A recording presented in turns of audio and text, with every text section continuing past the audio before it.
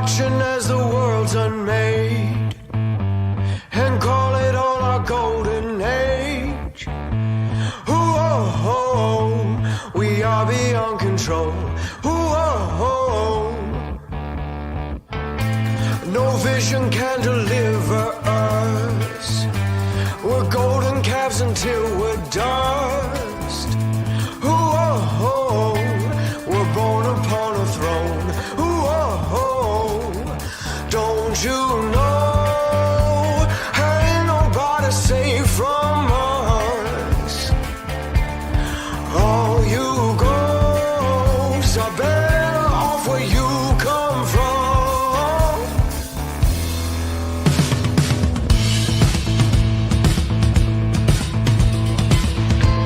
And I set out to tame the land with lion teeth and jaws of lambs.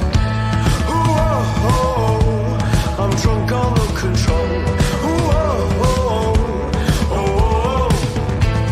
until the fiction wastes away, until there's nothing left uncaged. Ooh, and I am on my own. Ooh, don't you know? Ain't nobody safe from us.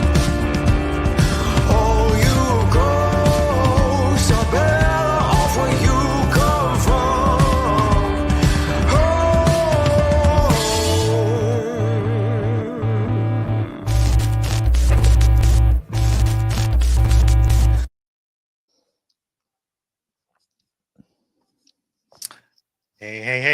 Hey, folks. We are back. It's been another week. Hey, And, Weathers. Hey, Mikerowaveable. How's it going with you? Oh, good. Things are good. It's cold here, sunny, minus See that? 10 degrees Celsius, but things are It's good. getting better. Yeah. It's How are getting you there. doing? Spring is just, it's been another week. Yeah. Been another week of news watching, doom scrolling, and, clinging to our very slim existence as a country. Yeah, it's true. Man, if I'm getting the impression, like, I'm sure you're feeling this too, that ever since January 20th, like, things have been moving, like, just so quickly. Like, every day there's been multiple things hitting, and it's been, like, this dizzying pace of news and stuff, and a lot of stuff has happened, over just this last week. Just this last week. I mean, we just had it was like our 4th episode, and then the day right after, it's just bang, bang, bang. There when we go through our current events, or in our first segment, there's like 3 major categories that we've come across and all that. Yeah. Which we'll go through. But even those alone, those 3 topics alone were big. We could have done a whole show on any one of them. That's telling you right. the truth and all that. And they're all interrelated. They're all like intermixed and interrelated in many ways. All centered around our neighbors down south. Yeah. Affecting us very greatly, actually.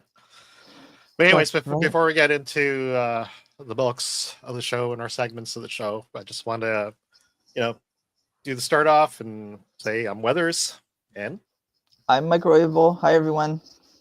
And we're the Common Nonsense. And the whole point of the show is just to give a Canadian-centric perspective on the current events and make some social commentary and make people more aware of what's around them and to pay attention to the politics. And people like to ignore it. I heard very recently for some podcaster was saying that somewhere around the 90s or 80s, there was this thing where, people would come to gatherings and sit at the table, and there'd be this whole don't talk about politics, don't talk about religion, don't talk about this, don't talk about that, and that's made us very ignorant, at least for us Canadians, I think, for the last 15 years or so.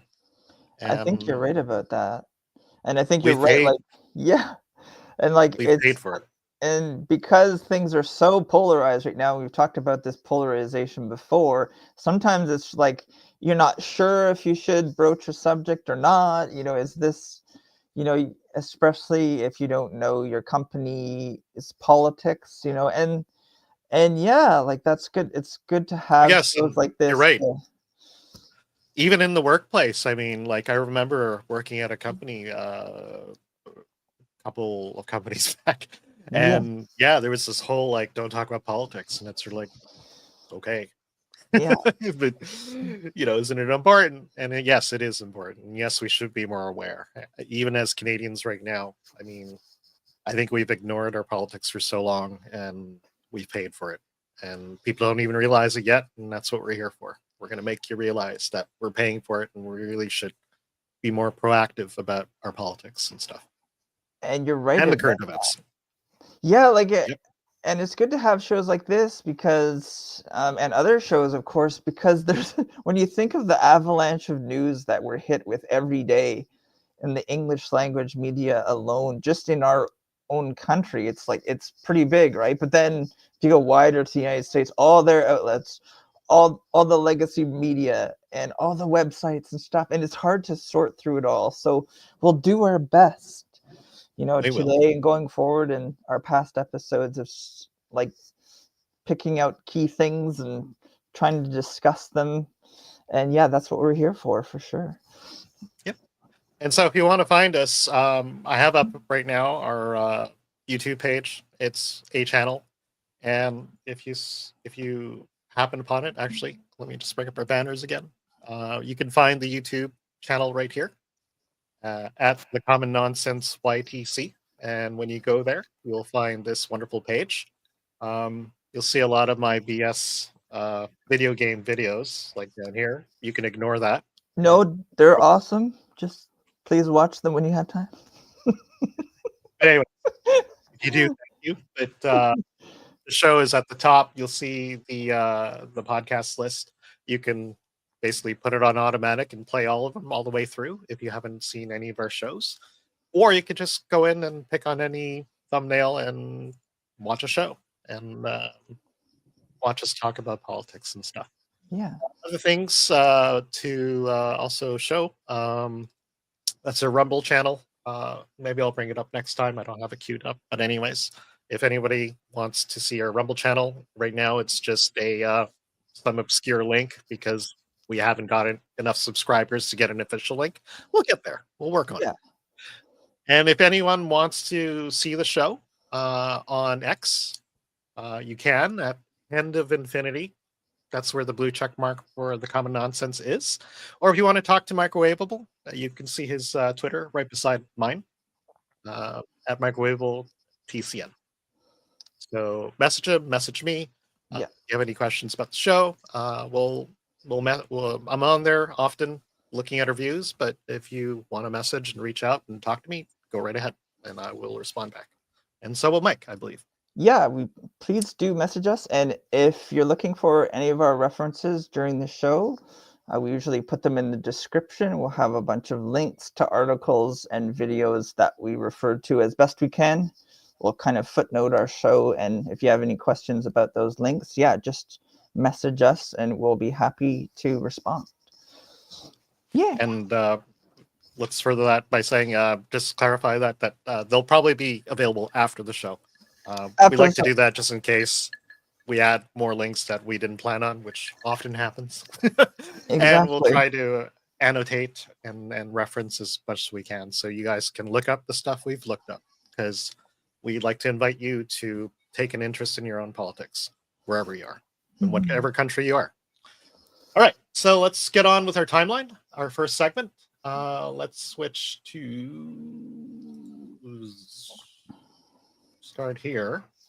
Oh, yes. So, yes. So after Wednesday, there was, of course, the more Senate confirmation hearings of Donald Trump's picks of his cabinet. And I believe this is one of them. The highlights, of course, being RFK, Robert F. Kennedy Jr., I believe. Yes. Who's going for the health secretary. That's right. Tulsi Gabbard, who's going for the intelligence secretary or secretary of intelligence, and Kash Patel, who I believe is going for the director of the FBI. All that. Yeah. And we won't really talk too much about them, unless you want to say something about any one of them.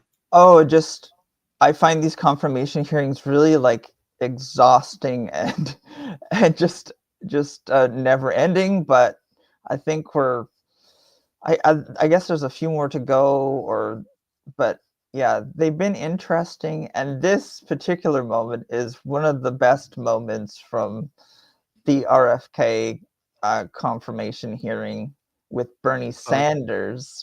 Sorry, Yes. confirmation. And this clip that we're about to play is in relation to Bernie Sanders, the man of the people, the old school socialist, and his connections to big pharma, which is really interesting. And if you don't know RFK, he has a characteristic. It's like a speech. It's not a speech impediment. It's due to his larynx, right? Is a bit. That's why he has such a gravelly voice. But I believe he got sick. Something made him sick about that, and he's recovered a bit. But of course, these Democrats took advantage of that, unfortunately. Yeah. I mean, I watch a lot of the RFK stuff, and it was really hard to watch because these Democrats are just relentless. really nasty and stuff. But anyways, let's RFK really gets a really good dig in on Bernie Sanders, and it's great to watch, actually. Yes, so we'll play it. Oh, and of course, RFK once again is going for the Secretary of Health.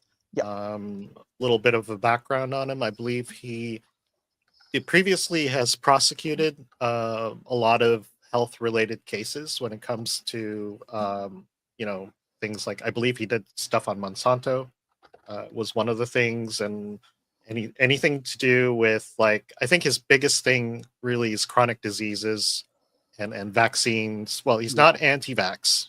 Let me get this straight. He isn't anti-vax, but he has noted some, some practices which he believes have affected the health of the children of at least his country, United States. So let's just roll it, and let's get a look at in this many thing. ways, President Trump and Mr. Kennedy have asked some of the right questions. Problem is, their answers will only make a bad situation worse. So let me ask Mr. Kennedy again. If we want to make America healthy, will you assure the American people that you will fight to do what every other major country on earth does, guarantee health care to every single American? I'm going to make America healthier than other countries in the world right now. Will you guarantee do what every other major country does? That's a simple question. And by the way, Bernie, the problem of corruption is not just in the federal agencies; it's in Congress too. Almost all the members of this panel are accepting, including yourself, are accepting millions of dollars from the pharmaceutical industry. Oh no! And protecting their interests. Oh. I thought that would no. I ran for president like you. I got millions and millions of contributions. They did not come from the executives, not one nickel of PAC money from the pharmaceutical industry. They came from workers. In 2020, you were the single largest because I had receiver of pharmaceutical money from workers all over this country. Workers. You were the single. Like that makes a difference. You were the single largest acceptor of pharmaceutical dollars. No, from workers in 1.5 million. Yeah, out of 200 million. All right, but you have not answered. Yeah. And RFK had him dead to rights there. And yeah.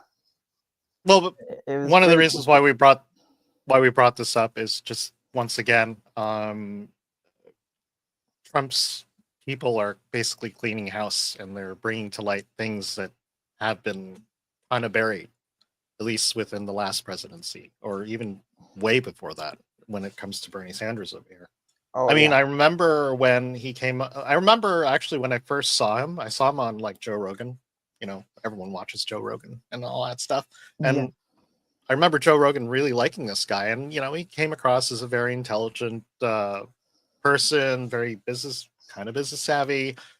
He tried to come across as grassroots, and has the backing of like a lot of libertarians and actually a lot of liberals alike. But like I remember where he's constantly trying to make evil like all these millionaires. And of course, when he got labeled as a millionaire, he kind of upped the ante a bit and said, well, I meant the billionaires. Right. It's just, Yeah. it's just such BS sometimes. And I remember having some respect for the guy, but as I kept watching him and then eventually when he cucked out to, Hillary Clinton, because I believe he was running for president at one point. That would be what Yes. was it? He The 26? Yeah, the 2016 American he election. I mean, even though I don't like Bernie Sanders, and this is a brilliant move that RFK did here, like calling out Bernie on his hypocrisy and his getting all the donations from Big Pharma. But yeah, like he ran against Hillary, like in Hillary Clinton in advance of like the 2016 election, but there was all the subterfuge and skullduggery around the primaries in the Democratic Party, and it was essentially, I'm not sure exactly what happened, but Bernie, of course, did not win. Like Hillary Clinton became the candidate, of course, and there's all sorts of stuff around that. And he had a large following. He was like not a nobody.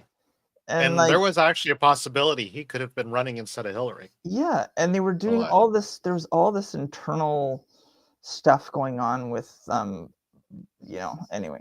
And his former aide Seth Rich was mysteriously killed in the lead up to the 2016 election, and there's all sorts of implications with that. And hey, what do we know, right? Here he is again, right? Yep. But he's an old school socialist who purports to be a man of the people, a man about socialism, and yet he's a millionaire and gets all this big money from Big Pharma. I believe in 2020 he was the largest acceptor of these, donations from workers. Yes, but, workers. Yeah, sure, it might have been workers, but they do work for the pharmaceutical companies. I didn't take a nickel. I took millions. Yeah, exactly. Yeah. So, anyways, so that was and a lot of the other ones that were of interest, like Tulsi Gabbard, and I believe Tulsi Gabbard during her hearing had started even talking about like what they did to Snowden, I believe, right? Who's now living in exile for basically whistleblowing on the government on the fact that they actually had a program to spy on domestic America, which is something the intelligence should not be doing, I believe.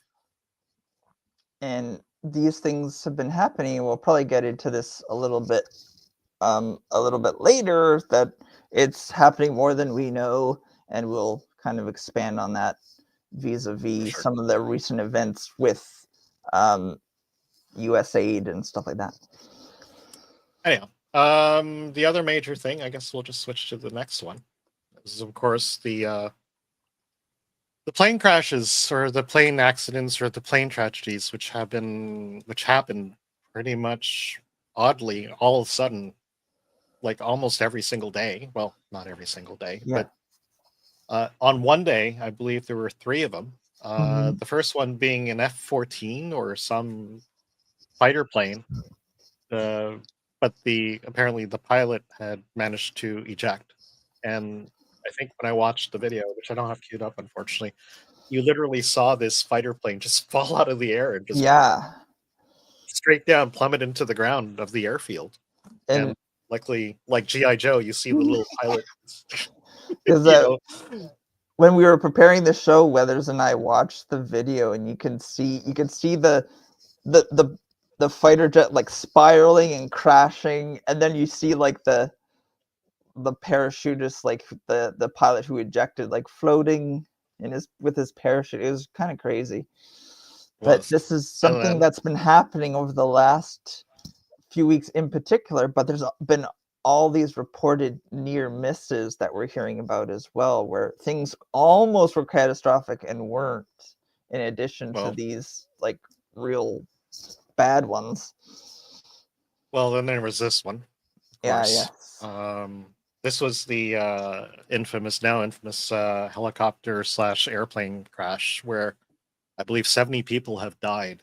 Mhm. The three pilots on the helicopter and the 68 passengers of the airplane.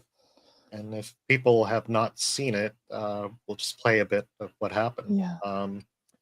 Basically, that circle is the helicopter, and the bright light right next to it is the aircraft in a approach to the airport, a landing approach to the airport. So if I were to play it,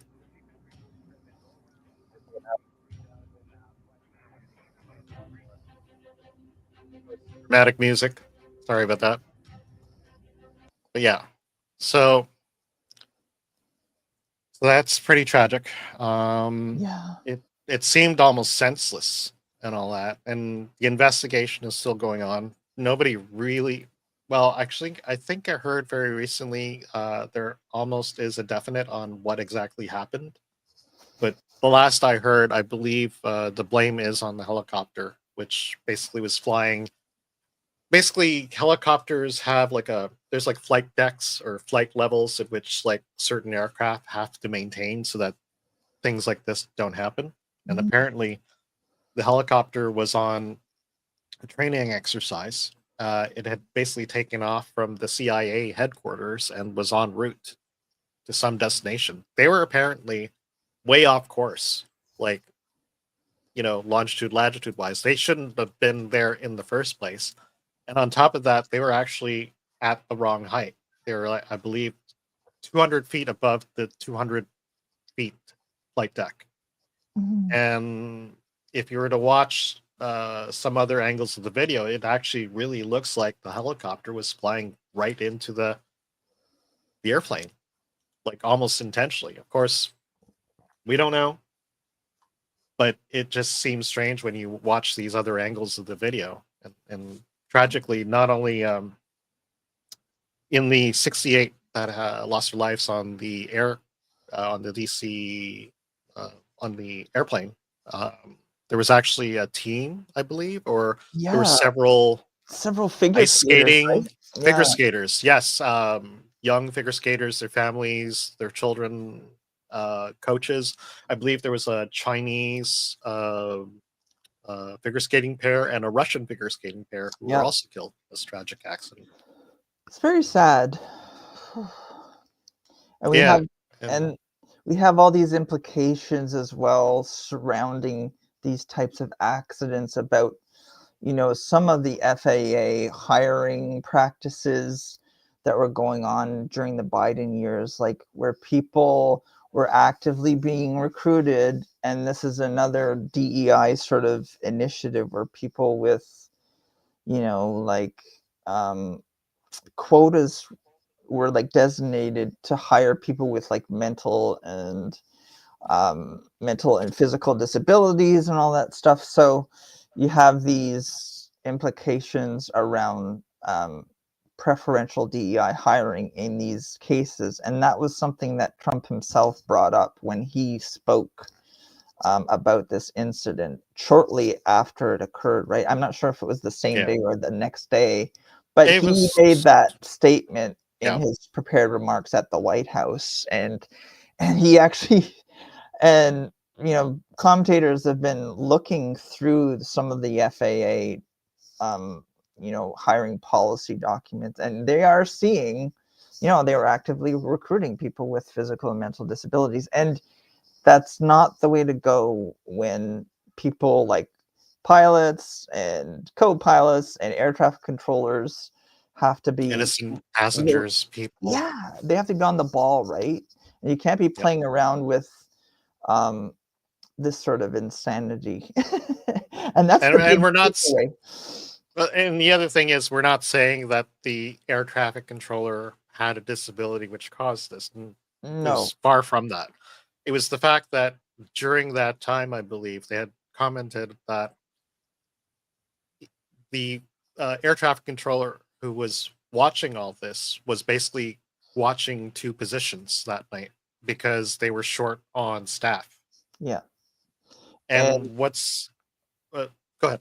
No, no, and it's true. Like they were short-staffed, and people who would have otherwise been qualified were discounted, perhaps because they didn't fit in a DEI category. So that there's all sorts of implications swirling around the policies from the previous administration about that, and it seems to be an ongoing theme throughout our podcast shows about DEI and how that Well, everything that DEI touches institutionally, it atrophies the institution. It's it has this negative impact on the institution itself. And then you get accidents, you get mid-air collisions, you get all sorts of stuff. Well, further on that, there's actually an active class action suit where the claim is that they basically turned away 900 very capable white people. Yes, exactly. Taking that shift and maybe avoided this accident. But because they weren't of a certain skin color, they weren't able to fill the spots. And this poor air traffic controller had to basically handle this that night. Two positions, one who would monitor the position of the helicopter, who would have monitored the position of the helicopter, and of course the one who would actually monitor all the positions of the aircraft. Yeah. Had those positions been filled, maybe this could have been avoided. We don't know. I And know. the investigation's ongoing, but But hopefully, it couldn't have hurt if they had more staff, more qualified definitely staff. couldn't have hurt. Yeah. And of course, the other thing that came out a few days ago, the third pilot, who was the trainee pilot on the helicopter, I believe, her identity actually, was left out for a while. And actually, it was very recently released, and the explanation I initially heard was that the family had asked not to reveal her identity. And I guess also was revealed as during this time where her name wasn't actually mentioned, apparently the family had gone and deleted her social media. Yes. And and of course, because the internet is the internet, and there's just all kinds of people who are just into finding little things here and there, they had basically found out that the woman was actually an activist of some type. That she was part of somewhat worked with the previous presidency, specifically Biden, was actually at the White House doing escort work as a military person of maybe a certain leaning, and was very overtly active in her activism. Yeah. Despite all that, so who knows? And we start to ask questions like, was she there because of her ability as a pilot, or was she there because of her political connections and her political leanings? And if the latter is the case, we have another instance where this preferential treatment leads to tragedy, and it's been this ongoing theme. More ongoing themes. But anyways, so that's our second bit. On our next bit, switch over here, course, and we'll switch to podcaster. At least I follow Benny Johnson. So the next big piece of news was, of course, the DOGE taking on the USAID department, or what is it? The Department of U.S. It's international. It's a United States of America International Development Agency. So Yeah. it's one of these agencies that purported to do a lot of international development work throughout the world.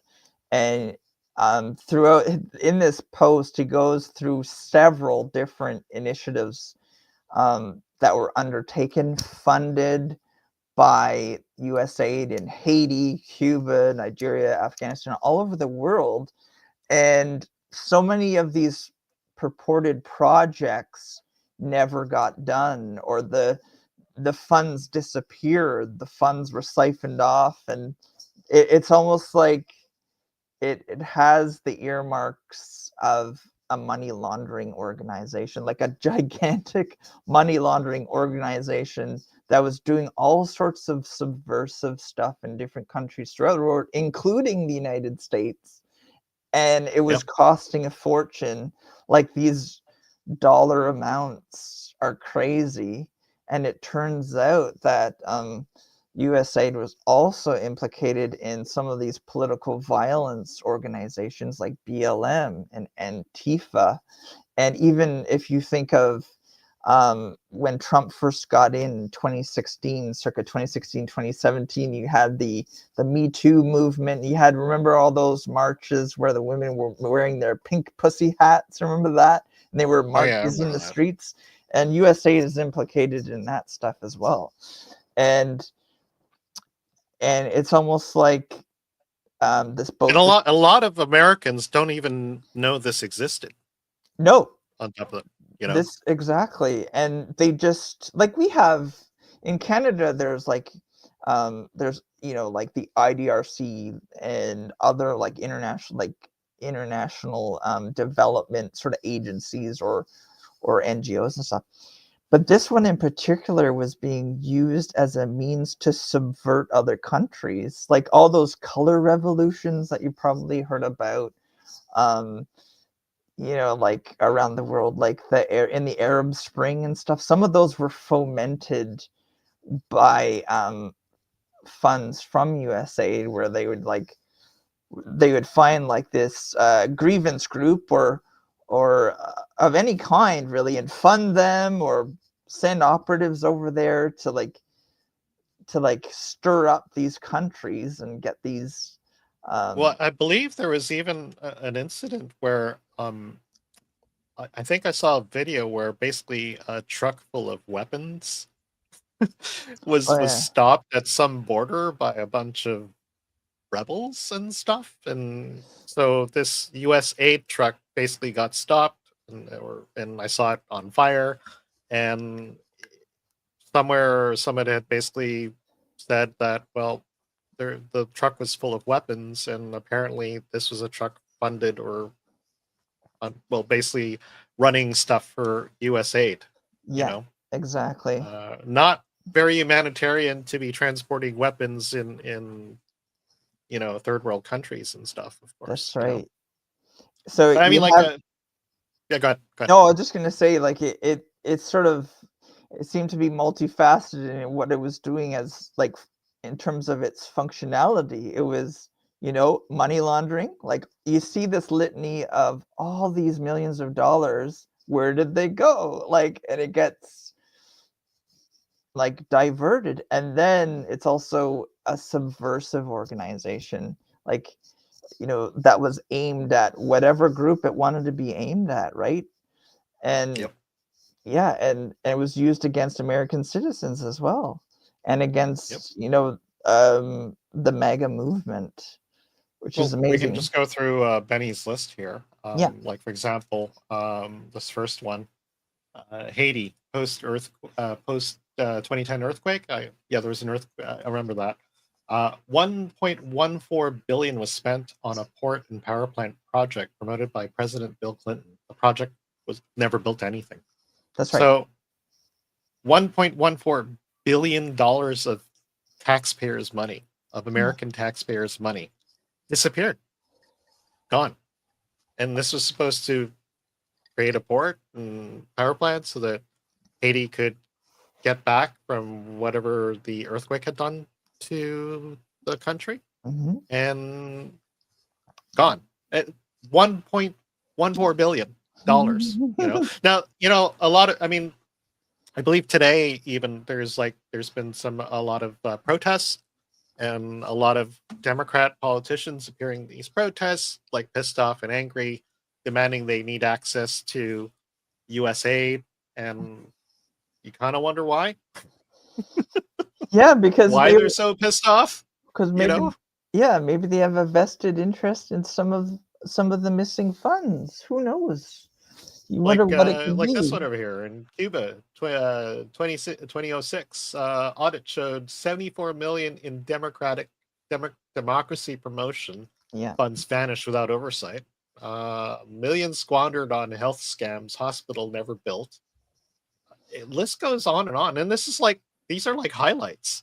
Yes. This is not even the full list actually. And actually, do I have it still here? And You can actually, there's actually a government site that you can go to, and you can actually look up these companies where I think it's what was it? Let me see. It was USA spending. This one. If you go to this site over here, usaspending.gov, you can see that, right? And then you can actually go on this, and you can actually look up people, or you can look up who received it and what kind of rewards, like basically contracts, grants, and all that. And you can look up all these people and see how much money they were given, and you kind of start scratching your head. Like I believe they were even talking this morning that a very popular news outfit called Politico Mm-hmm. was apparently fully funded by USAID. I'm not surprised at that. Actually, But that's very good to know, though. Actually, I believe it was Tim Pool who basically did a search on this, and he did some math. And basically, what it says is that they had spent millions of dollars to buy 13 subscriptions to Politico. Oh, okay.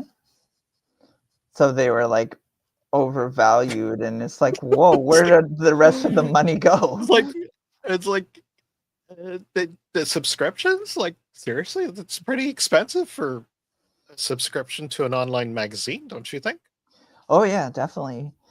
And it's like those other implications of having like these seemingly like purported grassroots protest organization kind of emerge out of nowhere with all this funding and all these personnel who are like marching in the streets. It's like, where did they come from? And it turns out that a lot of these organizations are aided and abetted, funded by USAID, when that's not their expressed purpose. Their express purpose was to render aid and blah blah, but they were like this completely subversive organizations, like really linked like to the CIA and stuff as well.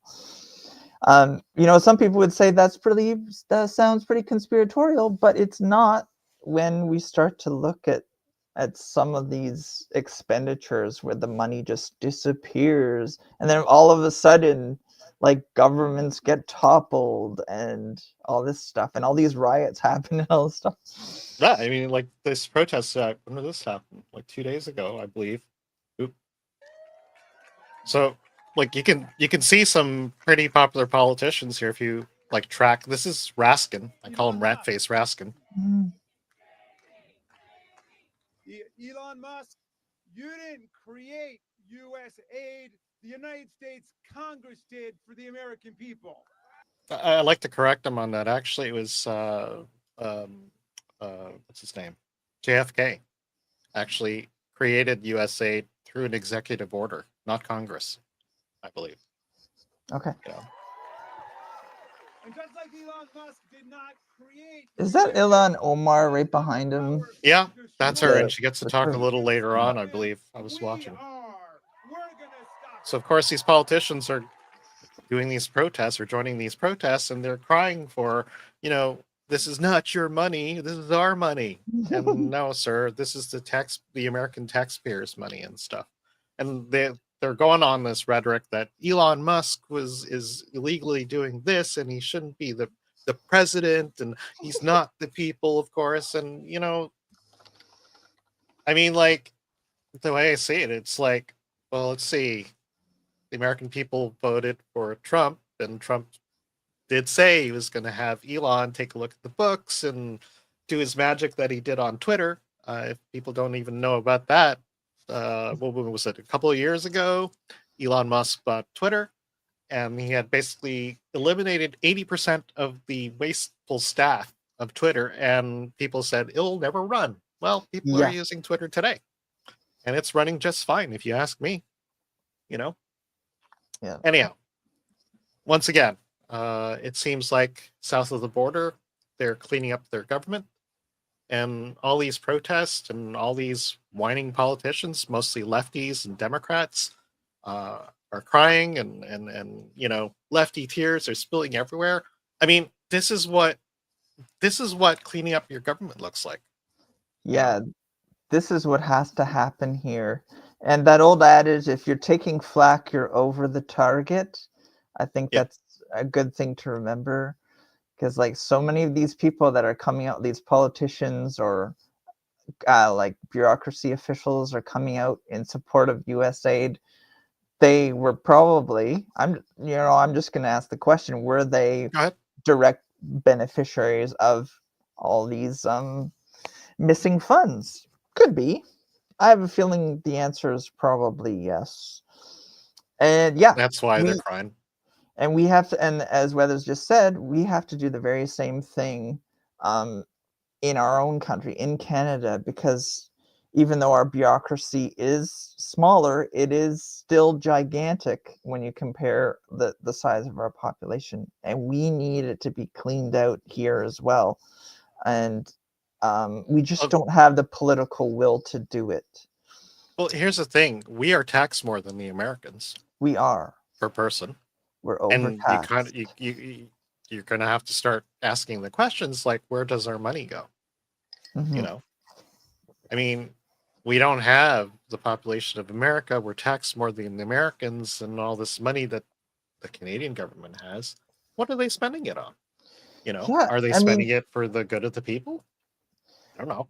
and I mean, over the years, like during like Trudeau's tenure, there's been all sorts of monies, and we can go into this on a separate show probably. There's been all this expenditure going out of the country in the form of foreign aid and stuff like that.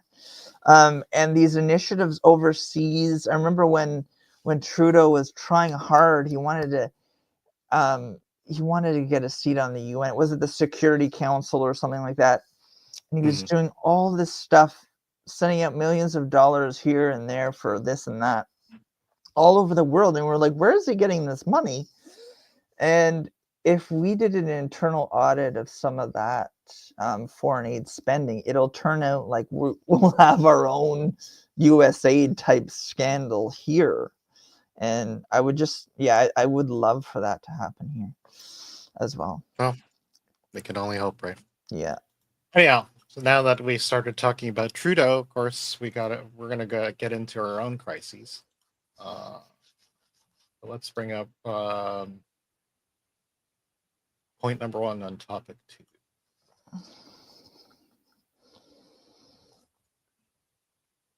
And of course, this is CNN, BBC, and this was their tracking of basically the whole tariff thing, right? Oh, In yeah. reverse chronology.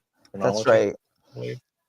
Yeah, we don't need to get into like the nitty gritty of all the sequencing of events, but there's a lot of stuff that happened like in the last week or so. Viewers will probably know about Trump threatening both Mexico Hang on. and Canada with 25% tariffs on February 1. Yeah, actually, I should have probably played this one first. Oh yeah, go ahead. This one over here. Right.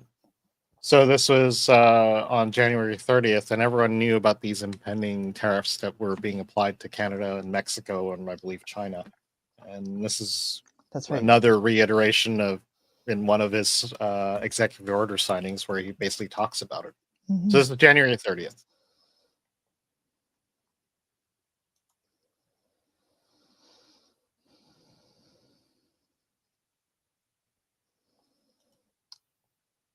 Oh, I can't hear the audio, Mike.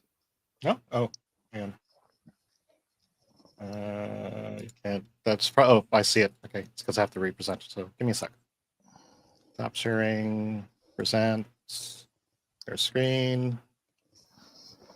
This one. Share. It actually gave me a warning. I should have seen that. Okay, That's okay. let's try it again. Let's try it again. Announcing There Can we you hear go. it now? Yep. tariffs on Canada and Mexico for a number of reasons. Number one is the people that are poured into our country so horribly and so much. Number two are the drugs, fentanyl, and everything else that have come into the country. And number three are the massive subsidies that we're giving to Canada and to Mexico in the form of deficits. And I'll be putting the tariff of 25% on Canada and separately 25% on Mexico. And we will really have to do that because we have very big deficits with those countries. Those tariffs may or may not rise with time. Mexico and Canada have never been good to us on trade. They've treated us very unfairly on trade. And we will be able to make that up very quickly because we don't need the products that they have. We have all the oil you need. We have all the trees you need, meaning the lumber. We'll be announcing the Yep, that's it. That's just on loop now. So, so basically, he's been talking about tariffs, and basically, I think he's even talked about it that he was going to make so much money on these tariffs he was going to charge on foreign countries selling in the United States that he might be able to eliminate income tax. Wouldn't that be nice? Yeah, know. that's right. And you know, I mean, as a Canadian, of course, he's talking about some serious things here. People think that he's just being a monster, basically, and wanting to get rich off the rest of the world. But he's brought some really good points here. I mean, for example, he talked about our border, and that's actually become very problematic for the United States in the recent decade. And we'll go more into specifics about what. The fact that when Americans try to sell to Canada, we of course slap them with some tariffs already, making sales in Canada versus other countries a little more difficult, I believe. I think it's easier to actually or cheaper to buy stuff from other countries other than America, from what I see sometimes. And what was the other thing that he had brought up also, and why he was doing this? Well, yeah, like the other thing that Trump seems to always mention is our defense spending is yes, like in Trump's mind and the mind of his advisors, international trading relationships are linked joined at the hip with military expenditures. So trade, military expenditures, and having access to the American economy. Because if you think about it, the American economy constitutes something enormous. It's the biggest economy in the world and constitutes like 25% of the gross domestic product of the world economy. And right. and up until the Trump presidency, we've had like the U.S. dollar is the world's reserve currency, and you have this huge economic engine that is the United States. But you also have what Trump has articulated many times, a disproportionate or asymmetrical relationship between the United States and all of its trading and defense partners. Like, for instance, with Canada, he always cites that Canada doesn't spend nearly enough on defense. Like the NATO minimum for defense is 2% of GDP, and Canada always and Trump points this out, that Canada is a notorious we're cheap on defense relative to most other Yes. NATO countries. Like we come in approximately $40 billion defense per year, which is 1.3% of our gross domestic product. So it's just below, it's somewhat below the NATO minimum of 2%. And Trump, that's compared to what America spends anyways. yeah, Right? and They basically fund most of NATO, from what I yeah, understand. Right? and Trump and they spent in 2024, I just read it recently, the American military had a budget of $1 trillion. Like they have the largest, as far as I know, the largest military budget in the world. And Trump sees our we're not pulling our weight as far as defense is concerned. We have an open border, and we also have a thriving underground fentanyl production and trade, thanks to the infiltration of Canada by Chinese triad gangs, Mexican cartel representatives who work together they work together somewhat in order to produce fentanyl and traffic fentanyl into the United States. And this is very interesting, right? Because we've gotten into this a new trade and foreign policy and defense policy positioning by the Americans. This is something new. Right. And of course, like there's always like a lot of people are always quoting him on like wanting to make Canada the 51st state. Yeah. I honestly think he's just trolling, but I mean, his focus really was, clean our shit up, like fix the border, deal with the fentanyl gangs in Canada, and Yeah.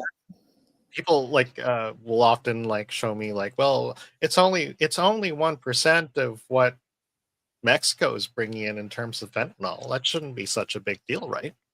And that talking point is really disingenuous, because you have I think you have a lot more, and we can substantiate this in the show notes, that we have a lot more fentanyl production and trafficking in Canada than our elected officials in the Liberal Party will let on. And the other thing is, I was going to mention, is that Trump is using tariffs as, it's interesting, he's using tariffs as a tool or weapon, depending on your perspective, of foreign policy, right? He's like, he doesn't have to use military force. Like traditionally, you have the empires of past ages using military force to gain imperial expansion, but Trump is using tariffs as a means to get concessions from target states. And I think he's differentiating between people like friends, like Canada, we're supposed to be an economic trading friend, neutral states, and enemies. But when you're supposed to be a friend, you have to ante up. And Trump is using these tariff threats as a means to pressure the Canadian government, which I like, including Trudeau, to get concessions on defense spending, fentanyl, enforcement, getting law enforcement to go after these guys, and tightening up our border. And it's stuff we really, really need to do. Whether he was coercing us or not, we have to do it. And that's a big part of this. This is a watershed event, like in terms of leveraging these tariffs and he's done it multiple times already, right? In the last, since the 20s, Well, he's done it against. Well, I believe in our last show we talked about Colombia. Yeah, When they Colombia. refused to take in their own dissidents. That's right. He basically used the tariffs on Colombia, and Colombia basically bent over within hours. Yeah, and of refusing the dissidents from coming back into the country via military airplane or air ride or whatever. It's pretty amazing, right? Like the turn, and we talked about this last night. Yeah, the turnaround. It was like Oh, so you don't want to take these deportees? Then we're gonna, hit you with this 25% tariff. And they're like, whoa, whoa, whoa, okay, come on Well, in. here's the thing I want to actually bring to light. I mean, it kind of like puts our, our sovereignty as a country into question. Yes, I mean, it does. here's the thing: if we were really independent, if we were really serious about being a sovereign country, I mean, the two things you really need to look into is, who do you sell to, and how strong is your military? Yeah, if you don't have Because if yeah, you don't have a go ahead. military and you're not able to secure your own borders, you don't have a country.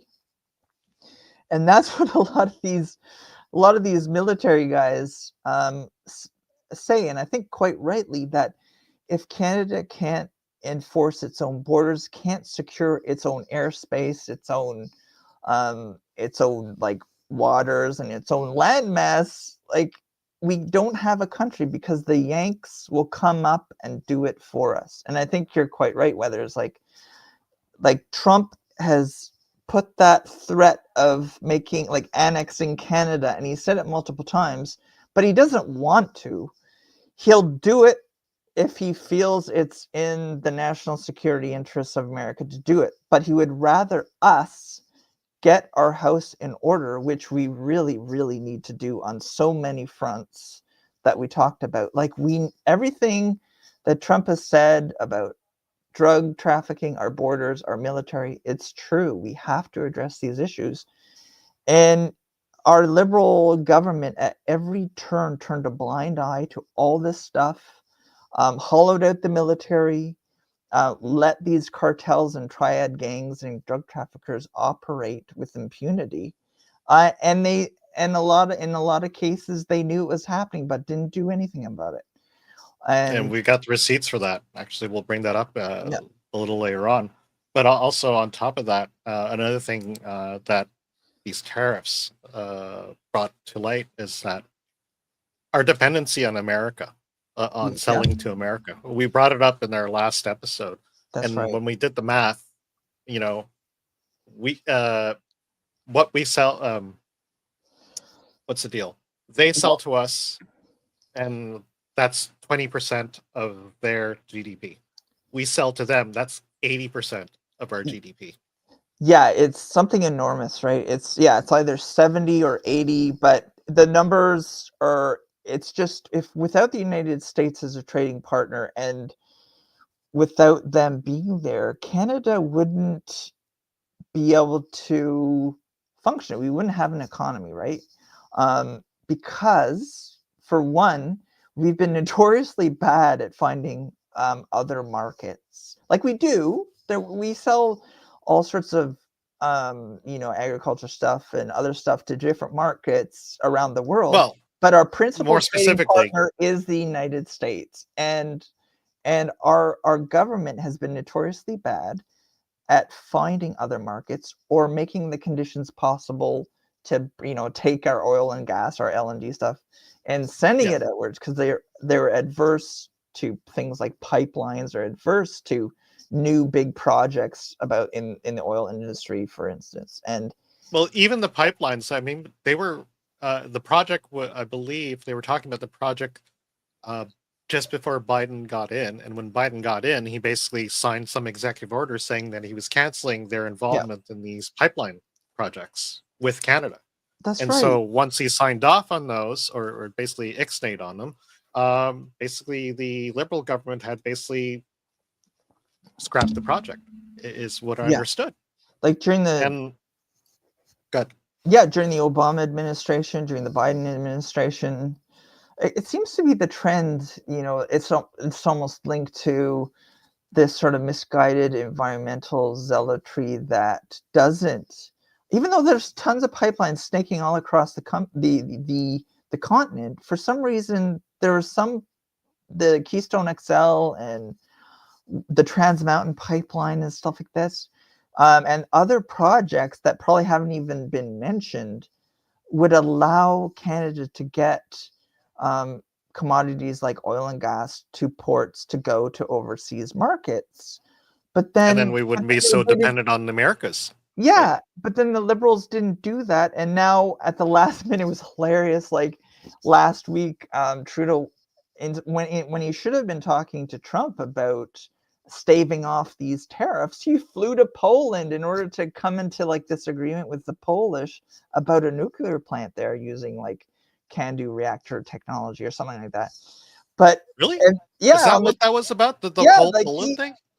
he went to Poland instead of picking up the phone and talking to Trump about this crucial issue that would have like just punched our like economy in the guts on February the He tried 4th. to sell CANDU reactors to Yeah, Poland. he was Is that what I'm I think understanding? he was procrastinating. It was some sort of nuclear power deal with the Polish when he should have been. And he may have. I think the purported reason was to find other markets, right?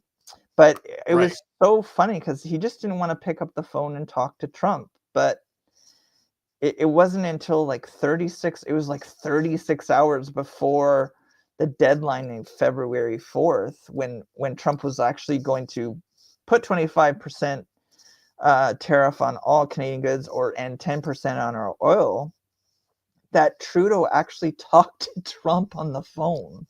And they talked Right. twice on February 3rd, and they came to this tentative ceasefire agreement that gives Canada 30 days of a respite in order to address the issues that Trump was so concerned about, like fentanyl at the border,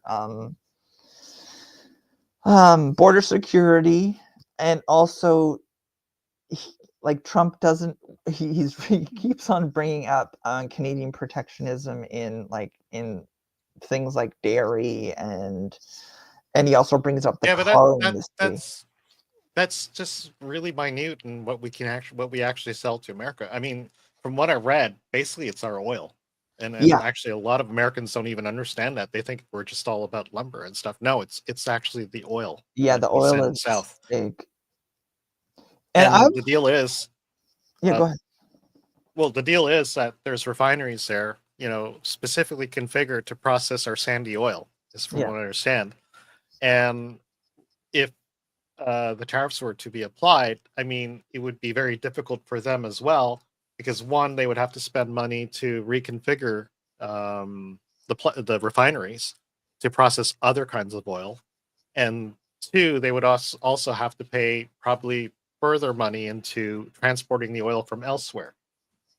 yeah, So places like possible place like I remember during the Biden presidency that he bought oil from Venezuela, you know, and when he was searching for all this oil, because apparently during his presidency, he had basically started using the oil that was coming out of their own reserves, which really, you shouldn't be using it for non-war times. And yeah, basically he was bleeding that dry. And so I guess because we didn't have the capacity to provide the oil that they were going to replace, that they were buying oil from Iran, and they were buying oil from Venezuela, and of course all the monies that went to these other places like Iran, well, they used the money to fund other things like the attack on November 7th last 2 years ago on Israel, I believe. right, yeah. That was like a possible, where did the money come from? Where did they get the money to do this, that, and the other thing? Well, a lot of it actually came from the oil from Iran, Well, yeah, and apparently. that's one of the arguments that people who are pro oil and gas here in Canada like to make the argument. Canada's, we're a Western democracy, and our oil is ethical for these reasons like you just cited. Like, we're not a failed state or anything. We're a friendly neighbor. Buy oil from us, right? And yeah, Exactly. like, and most of the United States oil imports come from places like Alberta. And I think when Trump made that distinction between 25% on all Canadian imports and 10%, like 25% on all Canadian imports, but 10% on Canadian oil, I think that 10% was because of Daniel Smith's lobbying. And I think Daniel Smith is one of the few politicians in our Canadian political class that actually did the right thing. She was down there talking to Trump way before, Trudeau decided to pick up the damn phone. Right. And that's And and we should be mad at our federal government because of Trudeau's idiocy and poking the bear and not even talking to our biggest trading partner. It was absolutely unacceptable behavior, in my opinion. Like that well, I was mean, like, like yeah, he's been in power for like at least the last decade, yeah, from what I since understand, and his party's been in 2015. power for for even longer than that, right? And they've squandered any opportunity we had to diversify at this point, and it's all culminated to this, to last Monday, where basically Trudeau was up against the barrel, and Yeah. I believe actually over the weekend he was actually trying to see if he could generate enough, I don't know, Canadian love for him or something. I Yeah. don't know what he was really going for. It was like, like, why aren't you just picking up the effing phone and talking with the man? Because Yeah. all he was really asking for was, do something about your effing borders, do something about the fentanyl coming through. And I know it's just 1%, but still, I when I bring up the clip later on, there's like 4,000 gangs in Canada Yeah. making fentanyl. And even though it's just 1% across the border, it's 4,000 gangs making fentanyl here, and the Canadian government wasn't doing anything about it, is what I understand. Anyways, I mean, like, this next clip, this is Carolyn Levitt, who's the new White House press secretary. I think we featured her in our last show. Yeah, there she is. This is on February 1st, so this is on Saturday? Number one, February 1st, he's alluded to both the potential for Yeah. tariffs in Canada and Mexico, but also China to take effect on those days. What's he thinking about that? Yeah. Should those countries expect that? Again, he was asked and answered this question this past weekend when he took a lot of questions from the press, and he said that the February 1st date for Canada and Mexico still holds. What about the China 10% tariff that he also had mused about last Tuesday going into effect on the same day? Yeah, the president has said that he is very much still considering that for February 1st. Yesterday, he talked also about sectoral tariffs on, for instance, pharmaceuticals as well as semiconductor computer chips. He talked about steel, aluminum, and copper. What's the timeline on those? Is that a similar sort of coming days thing? Yeah, so when the president talked about that in his speech yesterday, that actually wasn't a new announcement. That was within a presidential memorandum that he signed in one of the first days here in the White House on his America First trade agenda. So there's more details on those tariffs. And Anyways, yes. So this was on the Saturday where I think he initially said that he was going to sign an executive order to implement these tariffs. And then that executive order had basically declared that they would be active on Tuesday. So, right. I mean, how last minute, 11th hour, all this crap was. Let's go into February 1st. So this is, sorry. Yeah. All this crap. Now I get commercials because I've gone off premium. But let's switch over to this. This is actually on, when was this? That was on Saturday night. So Yeah, this is this was supposed to start at 6:30, I believe, and this got delayed until 8:30. So you kind of wonder, it's like, okay, it didn't the hell's start going till on? it didn't start till after 9 o'clock. He was like, it was crazy. He was like three hours plus late for this announcement. it's And like- this announcement took place in the West Block on Parliament Hill in Ottawa. And this Right. was essentially Trudeau making a big speech in response to Trump's tariff threats that he just made. By executive order on that morning. Yeah. Right. And at this point, I mean, like, I even remember talking to my wife and we were already like figuring out, okay, what should we buy so we can like be more Canadian and Mhm. and all this in preparation for, the tariffs. That's how real these tariffs were to us. Yeah. Like, we were expecting it to get slapped that day, but of course it was going to be pushed till Tuesday. But anyways, this is what our So prime this is- minister had said in response. and this is his lengthy speech. Bonsoir. Good evening. We won't go through all of it. Today, you know. the United States informed us they will be imposing 25% tariffs on Canadian exports to the United States and 10% on Canadian energy. A decision that, should they elect to proceed with, should take effect on Tuesday, February 4th. Cette décision met en péril une relation économique historique. Une relation qui a été la source de tellement de richesses, de prospérité et de possibilités des deux côtés de la frontière. Tonight, first, I want to speak directly to Americans, our closest friends and neighbors.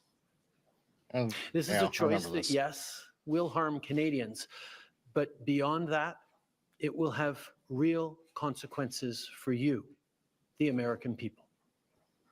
As I have consistently said, tariffs against Canada will put your jobs at risk, potentially shutting down American auto assembly plants and other manufacturing facilities. Notice he's blaming the Americans, right? They will raise costs for you, including food at the grocery stores and gas at the pump. They will impede your access to an affordable supply of vital goods crucial for U.S. security, such as nickel, potash, uranium, steel, and aluminum. They will violate the free trade agreement that the President and I, along with our Mexican partner, negotiated and signed a few years ago. When was this? This was like Well, in 2016-ish? No, this is like, I think it was finally signed in 2020. Okay. The whatever they're calling it these days, the Canada, U.S., Mexico trade CUSMA. It used to be. It's been. Oh, yeah, I remember now. Yeah. They've called it CUSMA. They've called it USMCA. They called it NAFTA. So it's had these different iterations depending on when they've like tweaked it, kind of thing. But when you think of the negotiations with Chrystia Freeland in particular, comes to mind when they actually, I think they ended up signing it in 2020. Oh, just want to remind you there. Remember what I said about comments? Oh yeah. I've just been. We're sorry. I just noticed you people out there watching the show on our comments tab. We're really new at this, so very, very, very sorry. So, but anyways, let's keep going. So just check the comments. I've been saying hello to everybody. Hi, everyone watching. As President John F. Kennedy said many years ago, geography has made us neighbors, history has made us friends, economics has made us partners, and necessity has made us allies. That rang true for many decades prior to President Kennedy's time in office. I probably should have marked out and where the good decades stuff since. is. That's okay. We can. From the beaches of Normandy to the mountains of the Korean Peninsula, from the fields of Flanders to the streets of Kandahar, we have fought and died alongside you. During your darkest hours, during the Iranian hostage crisis, those 444 days we worked around the clock from our embassy to get your innocent compatriots home. During the summer of 2005, when Hurricane Katrina. Yeah, I really think he's just like banking on past history, and he hasn't really fessed up to all the other things we should have been doing as really good neighbors. I just want to put that out there. You know, What? He's go ahead. As much as I don't like Trudeau, and as much as I'm really in opposition to the Liberal government, it's almost like this is an instance of having the wrong person make the right decision. Because as Canadians, we have to play up the fact that for the most part, historically, we have been good neighbors. And we have this long-standing relationship. We have a unique relationship with the Americans as far as sharing the longest land border on the planet, and sharing a really unique trading relationship as well as sharing the same continent and all this stuff. And we have this legacy of cooperation for the most part in the 20th century. So I think, even though I don't like Trudeau, it's a case where, as Canadians, we have to start to make that case that we are friends, we are neighbors, and we need each other, and we can use our trading relationship for mutual benefit. And it's almost like he had to do this, but I would rather it, it's sad that we had to even get to this point where he's like, no, at the last minute he's doing this. True. But anyways, Ravaged your great city of New Orleans, or mere weeks ago, when we sent water bombers to tackle the wildfires in California. During the day, It's hard to world listen stood to him. still. Like, I'm like, oh. September 11th, I know. 2001. It's just that to me, he's just so insincere, because like all of this could have been avoided. He didn't have to Yeah. get to this point. Exactly. I mean, Canada, we have, for the most part, we have been good neighbors. We did all that stuff on 9/11. We had people land in Gander and all the rest of it. But yeah, he's having to pull out this legacy of good deeds that he wasn't even a part of because of his mismanagement and his idiocy. That's why he was making this speech at We provided 9 p.m. on refuge Saturday. to stranded passengers and planes. We were always there, We were always there for standing you. with you, grieving with you, the American people. Together, we've built the most successful economic, military, and security partnership the world has ever seen. A relationship that has been the envy of the world. Yes, we've had our differences in the past, but we've always found a way to get past them.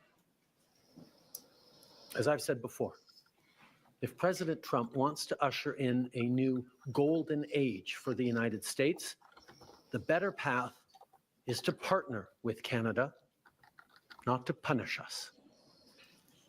Canada has critical minerals, reliable and affordable energy, stable democratic institutions, shared values, and the natural resources you need. Canada has the ingredients necessary to build a booming and secure partnership for the North American economy, and we stand at the ready to work together. Let's take a moment to talk about our shared border. Our border I'm going is to move it a already little forward because safe and secure. Sure. I know it's hard to Scourge listen to. Like, that is fentanyl, a drug that has torn apart communities and caused. sorry. We launched a $1.3 billion border in the United States, come from Canada. But hearing concerns from both Canadians and Americans, including the American president himself, we're taking action. We launched a $1.3 billion border plan that is already showing results, because we too are devastated by the scourge that is fentanyl. Well, look, I want to put this out. I mean, took Trump putting some tariffs, or the danger of tariffs, for him to do that, and he could have been addressing this, like, yeah. or at least the last term. And why did it take so long? And- it is one thing I want to put out there. Yeah, and that's a key thing. It's a key thing to mention, because like different governments, the federal government, or different provincial governments, especially the one in British Columbia, and also Ontario and other places, in many cases have turned a blind eye to fentanyl trafficking, money laundering in provincially run casinos, and implications for, organized crime, the presence of organized crime.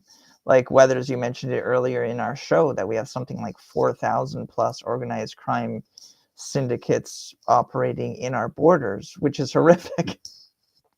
No, I know. And it took pressure from Donald Trump and the Americans to get any movement at all, at least Trudeau has given it, paid it lip service here in a speech. The problem is, like, I think it was Bill Blair, who is Trudeau's minister of, I can't remember what it is, like safety or what is it, said that, like, it's not going to be personnel patrolling the borders, it's going to be drones and stuff like that.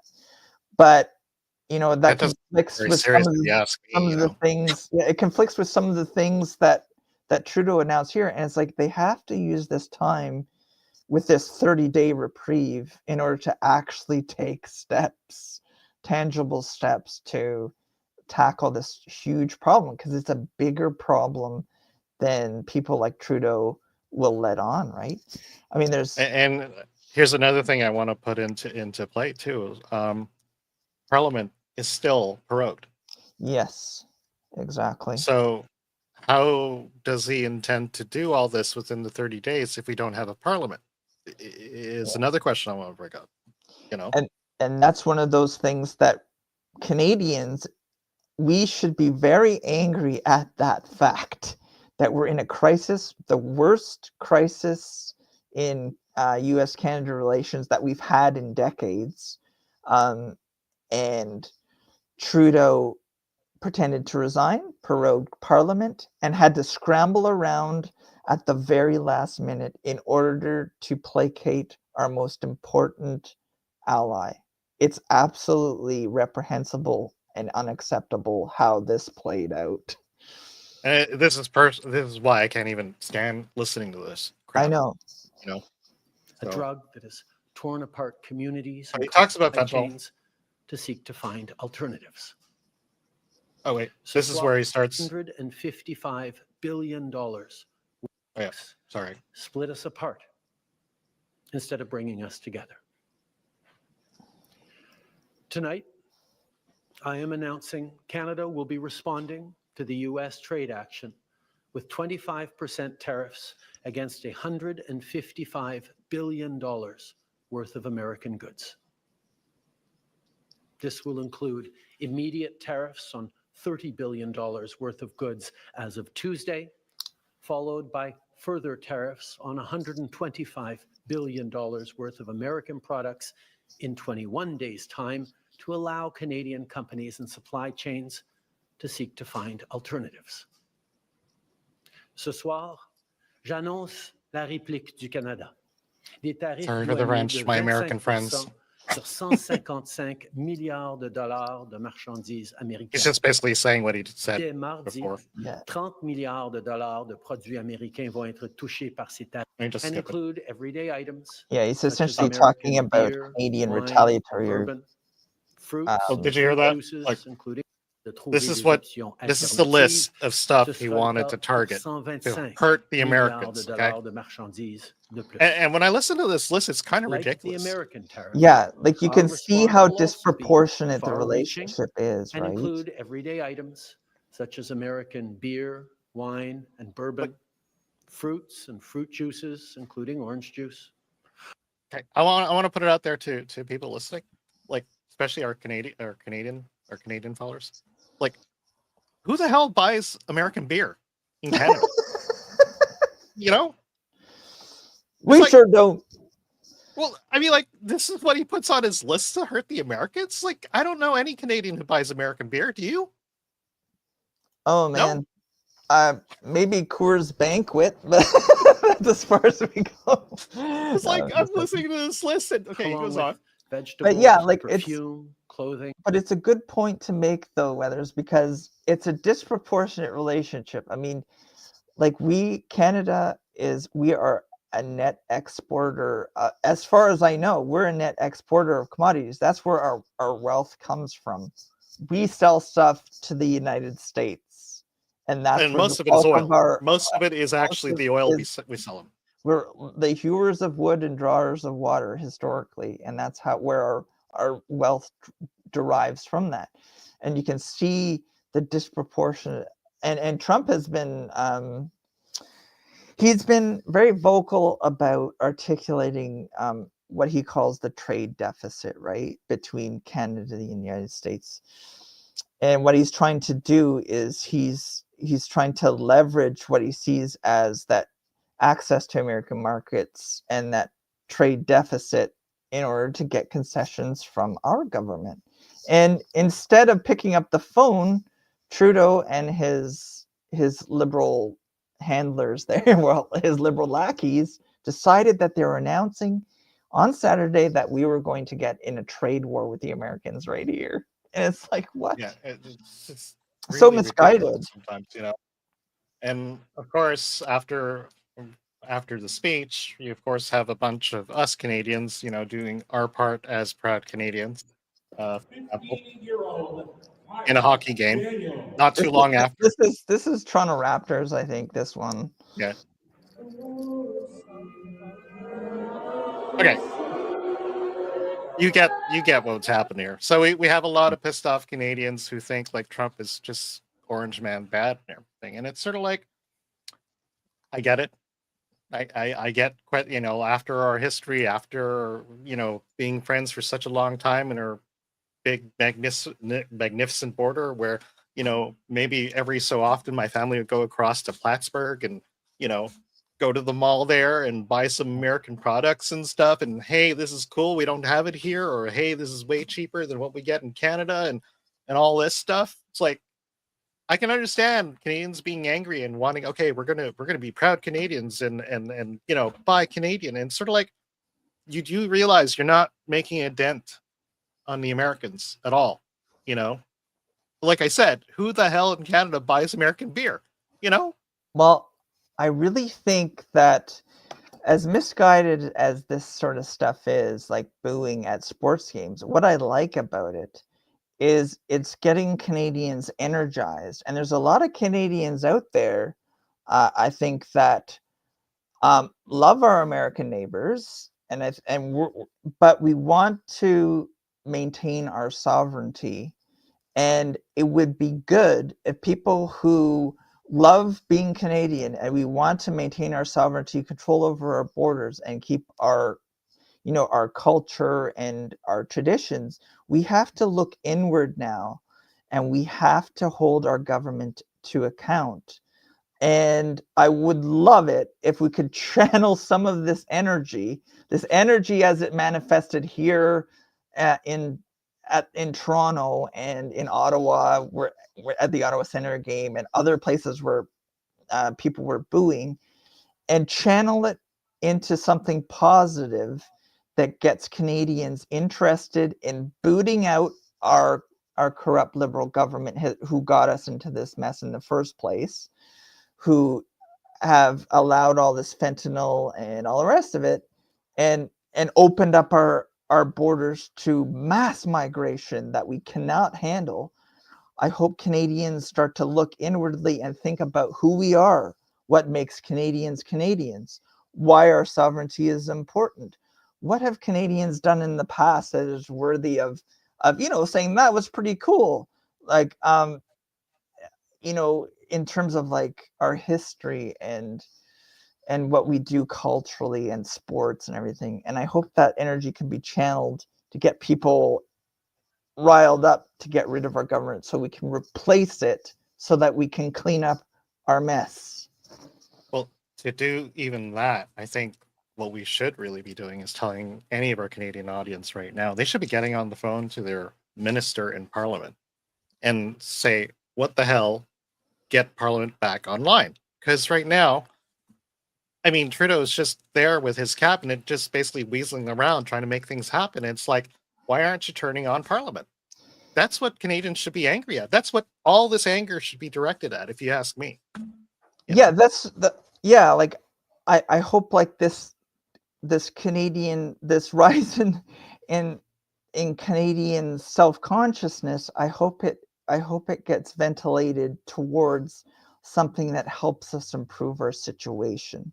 And if you can't like get on the phone, or if you don't want to get on the phone to your member of parliament or write emails, it's about metapolitics, right? It's like what we're doing right now. We're talking about it. We're getting on X and Twitter. We're getting the message out there into the culture in order to say, okay, Americans, we don't like we don't like it when Americans, this is a knee-jerk reaction, and I'm the same way as a Canadian. We don't like it when Americans tell us what to do.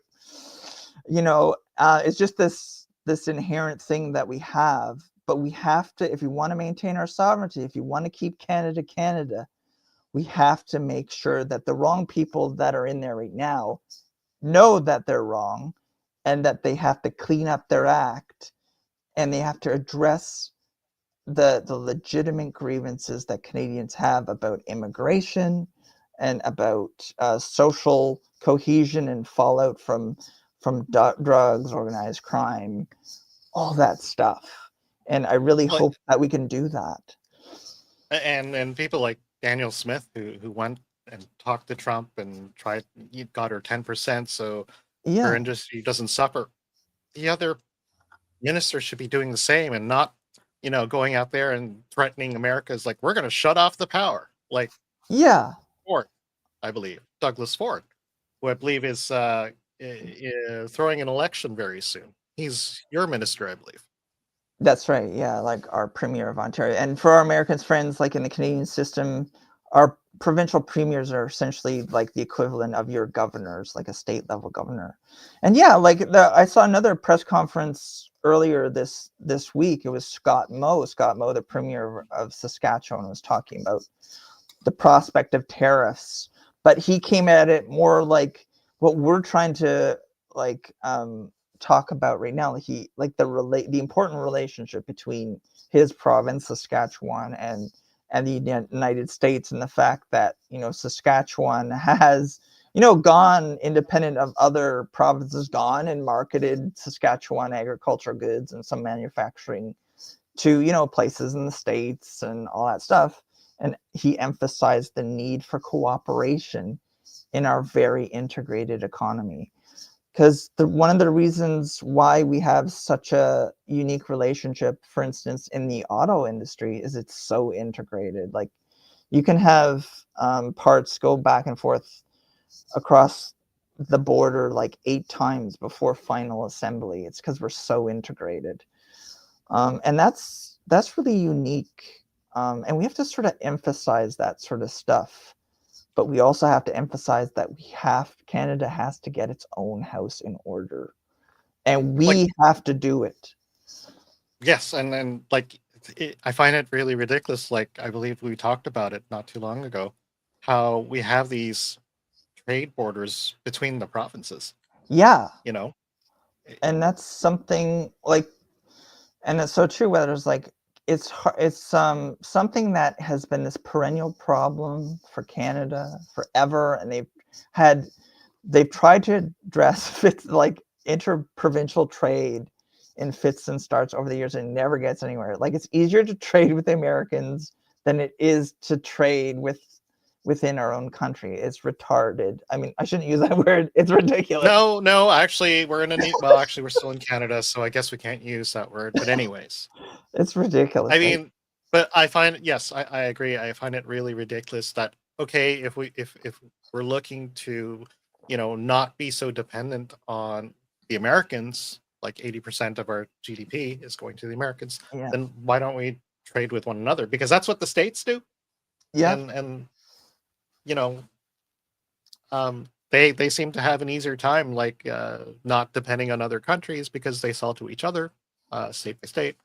We should be doing that also in the province. And of course, usually when it comes to things like interprovincial, trade barriers and stuff, Quebec, my own province, is usually a big ixnay on that. And they've been very resistant, of course, because they often think that we can separate from Canada and be their own little country, when I believe we were looking up the other day, they're actually a big load on the country. When it comes to basically input-output, there are 3 provinces who are actually the positives, and everyone else, with Quebec being the very, very heaviest, are basically negatives, basically depending on wealth transfers from the federal government.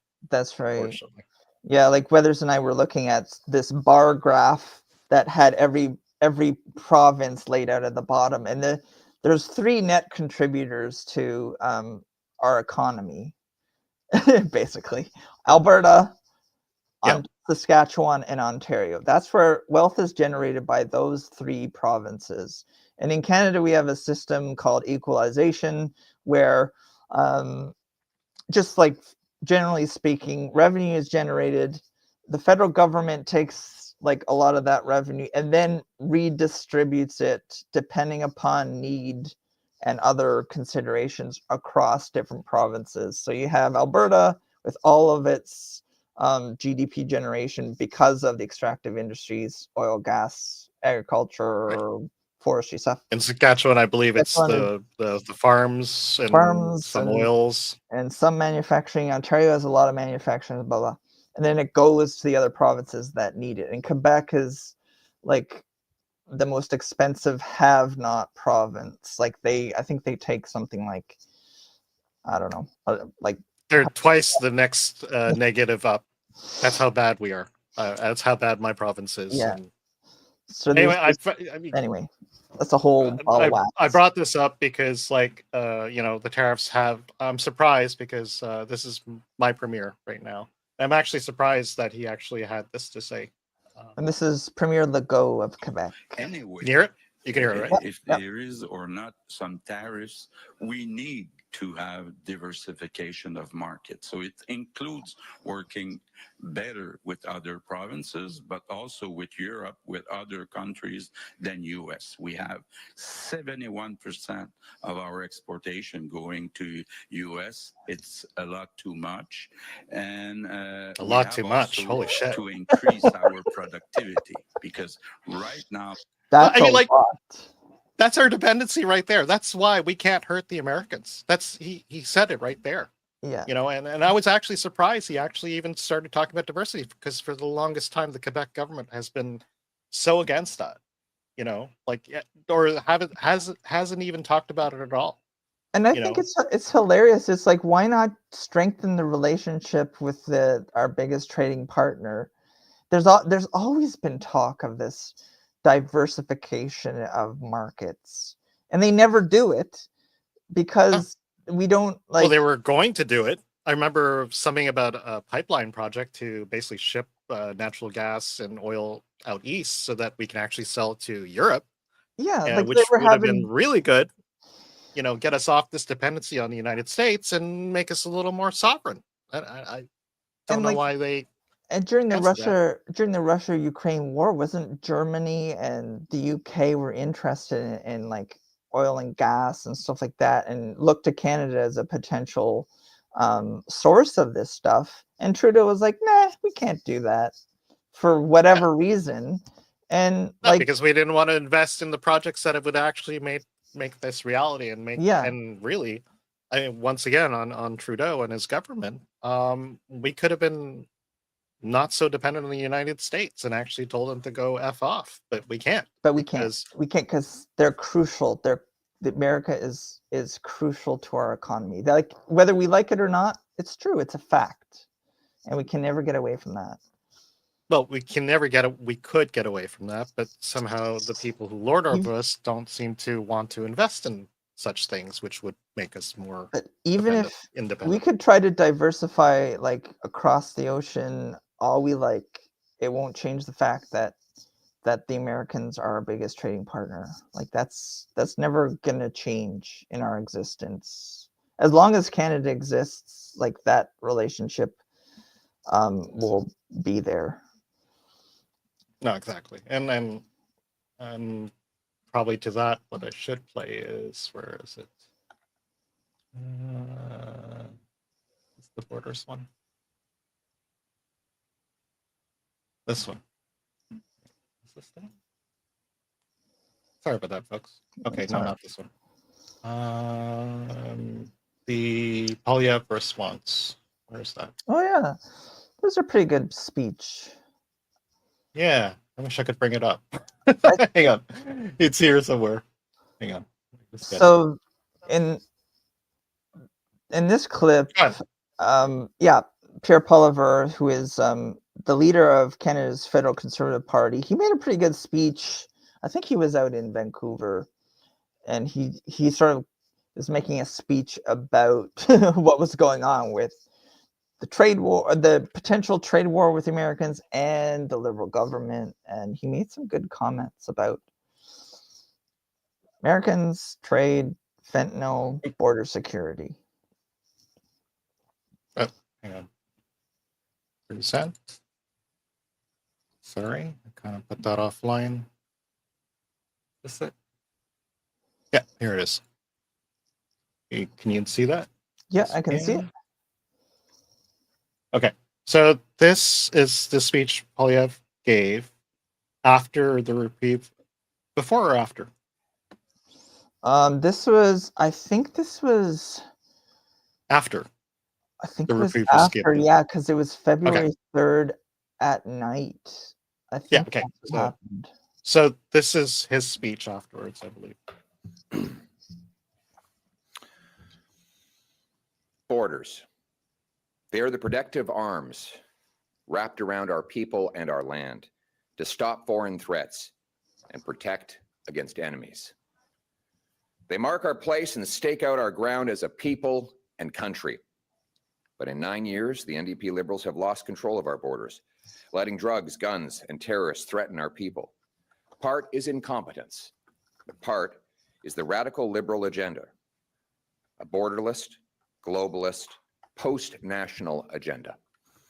Post-national is the word that Justin Trudeau used.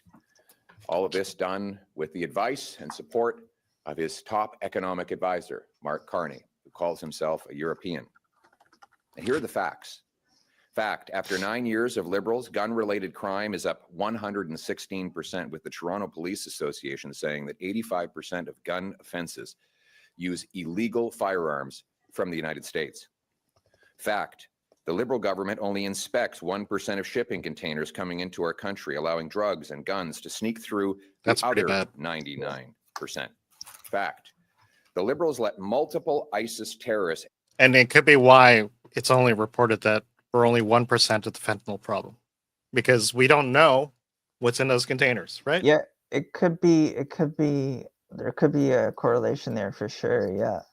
Because like there's no way, it's like imports, it's hard to, once the shipping containers come in, like they only look at that 1%. So who knows what's coming into our country. Including a man who was allegedly filmed cutting up a human body on a crucifix in the Middle East. The same man is now charged for planning a terrorist attack in Canada. Fact, the Liberal government admits it has lost count of the number of people who are here illegally. But they say in one of their own reports that it's somewhere between 20,000 and 500,000. But they say it could be more. And that's something that needs reassuring. urgent correction. And then there are the drug deaths. 49,000 Canadians have lost their lives to opioid overdoses 49,000 in the last 9 years. More than died fighting for Canada in the Second World War.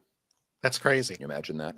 Yeah. That was a war. And it's killed something that fewer Americans people will know than very have died well, that they're having in their Canada own massively opioids destructive opioid under this Liberal crisis government. as well. Opioid deaths are up over 200%. The radical drug liberalization, whereby the NDP Liberals legalized the use of fentanyl in Canada, has been yet another deadly experiment. Most of the ingredients come from China and Mexico, and yet our government cannot stop them at the border. Fact, Canadian Security Services identified 350 organized crime rings operating within our border. 63 of these groups have international connections to China, Mexico, and other nations. Fact, in British Columbia, police recently discovered a super lab containing enough fentanyl and materials to kill 95 million people. That's In the year crazy. leading up to September 2024, U.S. border agents seized 11,600 pounds of drugs coming from Canada. Fentanyl seizures tripled between 2023 and 2024. Our neighbors have noticed. President Trump has raised concerns, and he has wrongly used this risk as a rationale for tariffs. These tariffs are unjustified and they are wrong. The United States needs to do more on its border, and so do we. But frankly, it should not take a foreign leader to get our government to reverse its deadly policies that are killing our people. Exactly. It is not for President Trump or any other foreign leader that I want to stop fentanyl in my country. It's so that not one more mother has to bury her face in her hands in the terrible agony of learning her son died in a back alley somewhere from this poison. And that is why I will take back control of Canada's borders. My common sense, Canada First plan. Anyways, he goes into his, what they call it, campaigning. But anyways, I mean, he's right. The thing is, like, Donald Trump really wants us to clean up our act, and that's why he keeps saying, like, if you can't take care of your crap, then you might as well be another state, because what are you if you can't even protect your borders? What are you if you can't even diversify and be dependent on the United States? What kind of country are you? And he's right, Yeah, like we have to start cleaning up these issues. And Pierre Poilievre is right to make this point here. And instead of downplaying the issue of fentanyl that a lot of the Liberals have, I mean, remember when Trudeau was trying to look like he was actually addressing this issue last week when he came down the stairs in his backwards gray sweater, he said, oh, only 1% of, like you said earlier, 1% of the fentanyl going into the States was coming from Canada. But Pierre Poilievre is making this, he's taking a different tact here, and he's saying, no, it is an issue. And it really is. Like, it's gotten to the point where in Canada we can produce fentanyl in these super labs, and we can even start, these guys have been producing the precursors as well here in Canada. Right. And it's a huge issue. No, it is, and we got a lot to clean up. And he's right. We need to get angry at our own government, Yeah. and tell them to turn on Parliament and start dealing with this crap. Because Start even dealing with though Justin Trudeau has promised this is what we're going to do, and even though we actually got the reprieve for another 30 days, we need to do something in those 30 days. Otherwise, we're in a situation again where the tariffs are going to be slapped on. I can only see like collapses of businesses that are dependent on this trade. Mhm. And then if we lose our primary sector and we can only sell amongst ourselves, and we're not, I mean, what kind of nation are we? Yeah, we need a very dramatic course correction, just like the United States has made.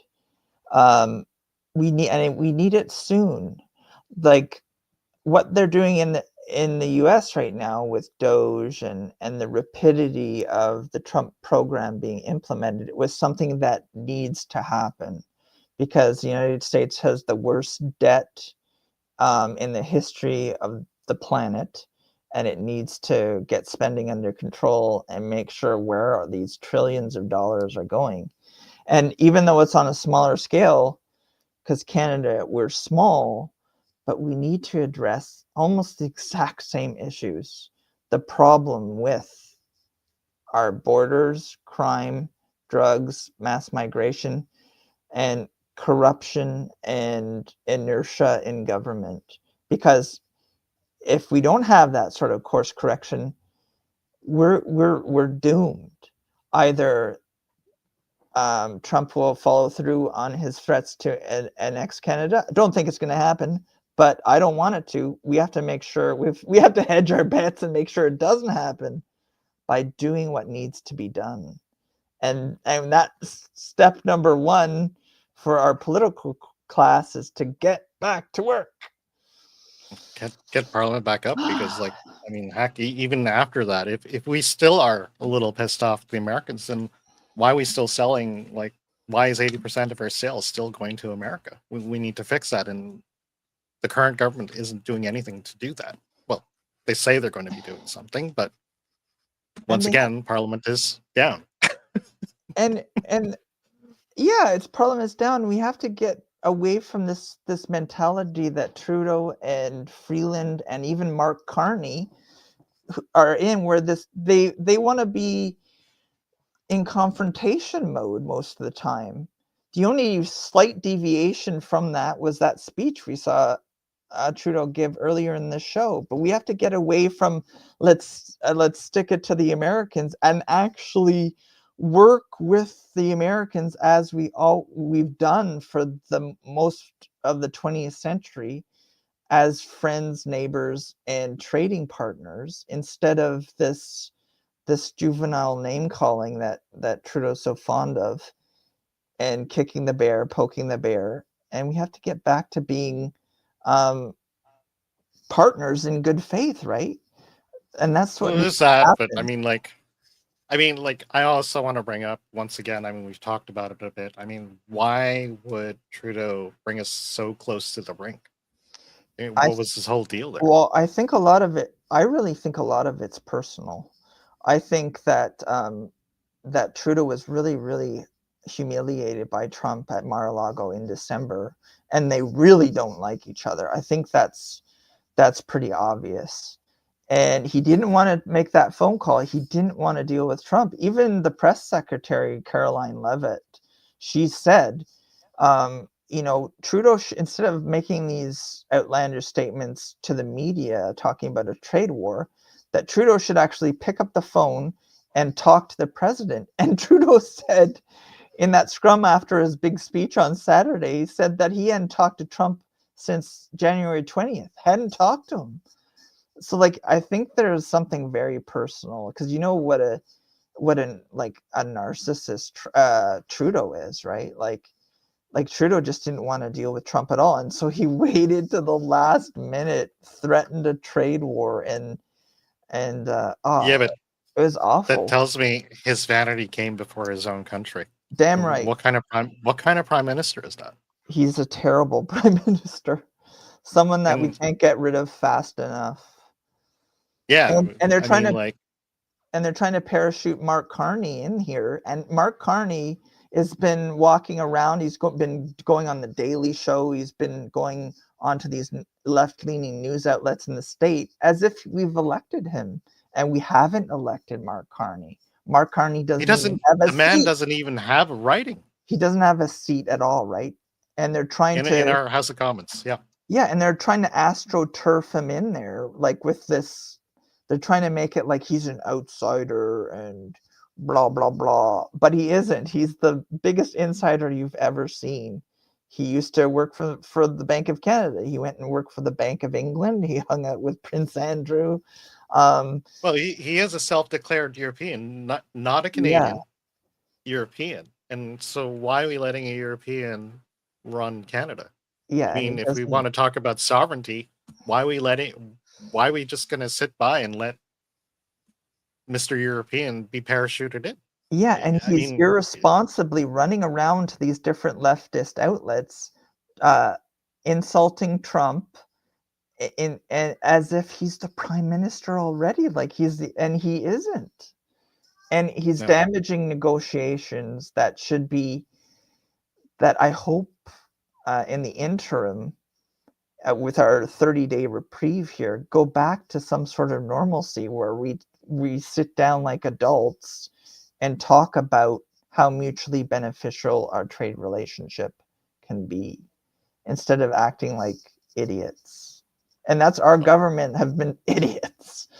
I am sure we're going to be talking about Mr. Carney very soon. Yeah. Especially, I think they were saying that for some odd reason, March is when they were supposed to officially select the new leader of the Liberal Party, which freaking me out. But basically, as soon as he's made leader of the Liberal Party, he's now Prime Minister of Canada. He's not voted in. He doesn't have a writing.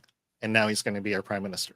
Well, yeah, I think there'll have to be a by-election first, but they'll just parachute him into a riding or they'll take a Liberal Party member who has that riding now and take them out and drop him in there.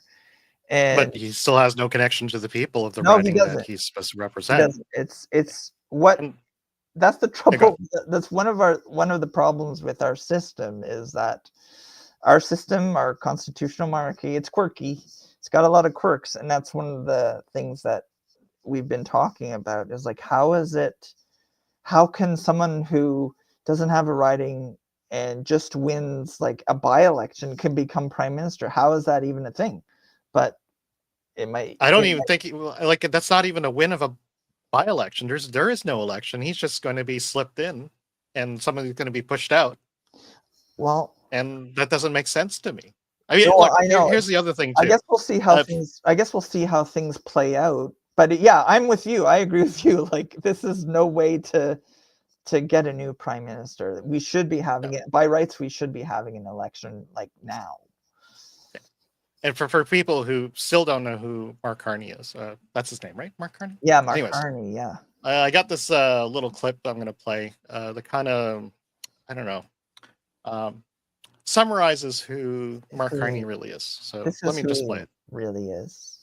Yeah, exactly. So here we go. Mark Carney likes to enjoy the finer things in life. Things that are not affordable for the peasants, like Grey Poupon Dijon mustard. Pardon me, would you have any Grey Poupon? But of course.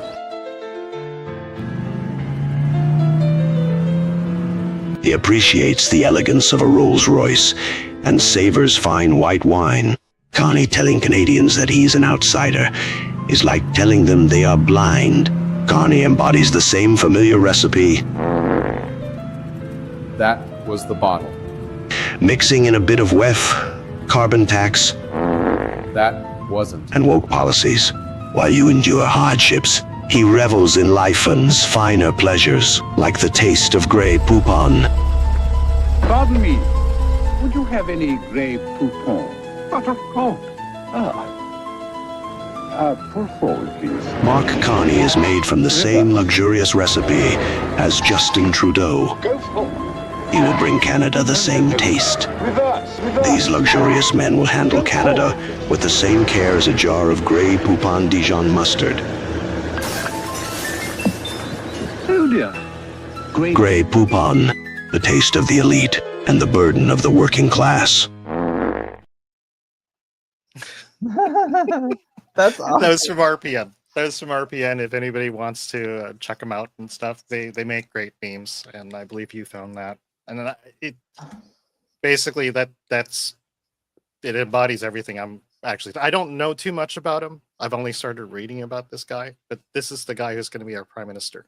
Yeah, that's spot on. Yeah, he's not an outsider. They're trying to make out like he is, but he's not. He's but someone that's the whole deal about being an outsider. Why would we vote an outsider? Why would we want an outsider to rule Canada? We don't even like outsiders telling us what to do. And he's the epitome of an insider. All the positions he's had with wasn't he the head of the Bank of Canada during the Harper years, and then before he went to at some point. And then he went to Britain, and he was the head of the Bank of England. And one of his things that he keeps talking about is, he somehow had a hand in fixing Britain and fixing England. Have you seen England lately? I mean, you think it's fixed? Yeah, and he said that, and he also claims to have navigated Canada's way through the recession, it was like Brexit. It was Brexit. Well, Brexit too, but also here in Canada, the economic downturn in Canada during the Harper years when he was with the Bank of Canada, but he didn't. He was reacting to things that Flaherty, the finance minister at the time, and Stephen Harper were doing. So he's arrogant. He's dull. He's an insider. He has some nefarious connections with some people that like the Epsteins and Prince Andrew and all that. So I'm not a fan. And they're trying to play him up as the next liberal savior, and we shouldn't fall for it. No, and unfortunately people like my parents are voting for the Liberals again. And so if anything, all you people out there who still think the liberals, the liberal government will be our saviors out of this, like, no. Yeah. Like, And it's please really, really reconsider who you're voting for. and it's a lot of those like long-standing voting habits are hard to break, but I think in this case, well, I know in this case that's something, and we have to say that we're not affiliated with the Conservative Party of Canada or any other party. We're not affiliated or members of any political party or anything like that. Well, actually, I kind of am. Oh, okay, it doesn't matter. It doesn't matter. I mean, I did my part in at least voting Yeah. for Polyev to be head of the party. But anyways, that's Yeah. Okay, sorry. Yeah. But but that's okay because I'm not really conservative. but I like just Pierre. I mean, that was yeah. my- Well, I'm a right of center person. and that's pretty much where I am too myself. Yeah. But we need to change. We do. We really need to. If we ever get the chance to vote, please really, really, really look at our options and just don't vote just because, just because you voted this way, because that's what we did.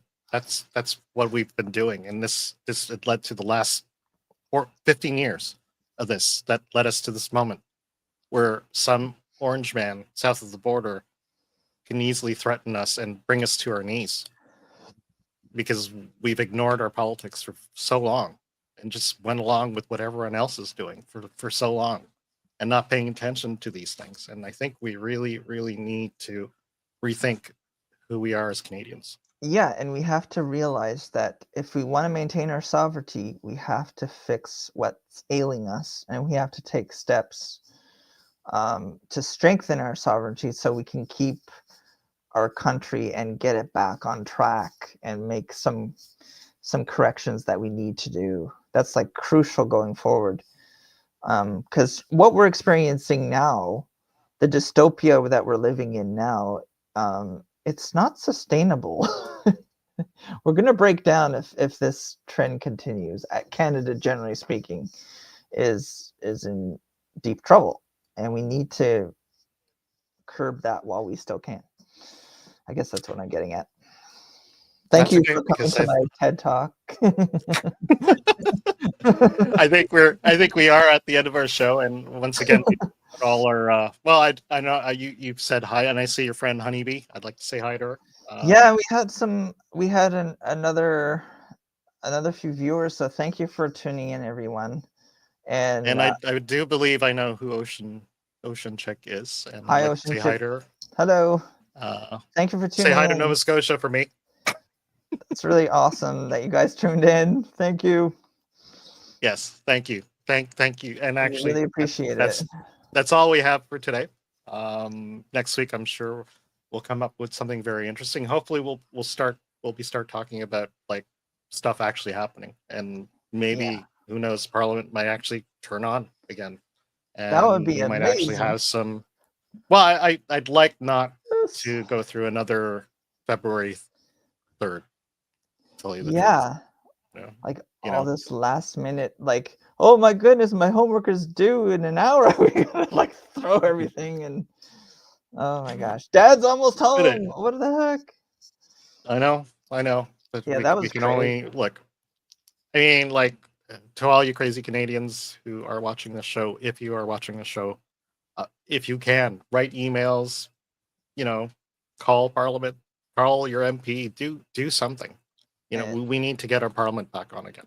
And talk to your friends and like voice your opinions about what's happening to people and every little bit. Don't blindly boo at the American anthem like at some hockey rink. Like, divert that anger to more productive things, because right now we're just still wallowing in our crap right now. Yeah.